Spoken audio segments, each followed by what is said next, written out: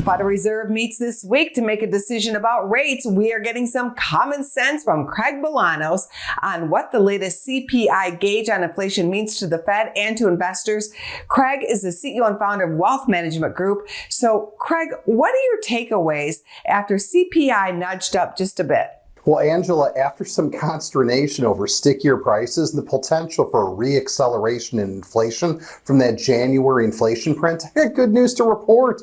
The most recent data, I think it puts those worries to rest. And here's a couple of key takeaways. So the inflation, the core inflation that is, month over month, it ticked down. But I know people were worried over the initial headline because the year over year inflation ticked up from 3.1 to 3.2%. But if we delve deeper into the numbers, we once again find that the culprit was shelter or housing costs. But when we look at all of the other data drivers that make up CPI, I think it points to some lower inflation readings heading into the future. You sound very optimistic, Craig, that inflation will go down. What exactly will that mean to investors? You know, let's just hit the most important points. The Fed focuses on a measure of inflation called core PCE, personal consumption expenditure. And some of the CPI components flow into core PCE, but very importantly, some do not. And what that sets up for is, I think it sets up for a core PCE reading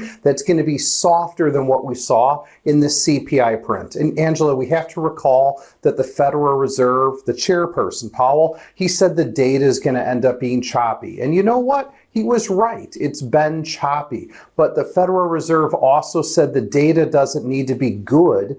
The data just needs to continue to get better. And I think that's exactly what we're seeing. So I also think that at the end of the day, this most recent CPI reading comes down to this.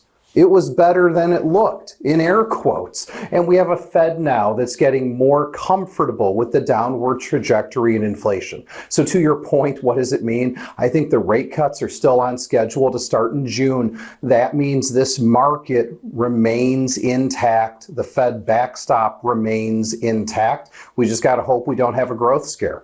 Investors should be using this as a time to stay engaged with their positions, their disciplines, and also make sure they're building out bond ladders, bullet strategies to lock in yields. Savers, similar story. You might just think about protecting some of those high yield money market accounts by locking in treasuries today. I'm Craig Bolanos, the CEO and founder of Wealth Management Group. We exist to help people just like you, our audience, get retired and stay retired.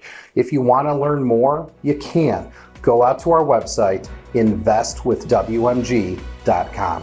Go to businessfirstam.com for where to see our show on TV.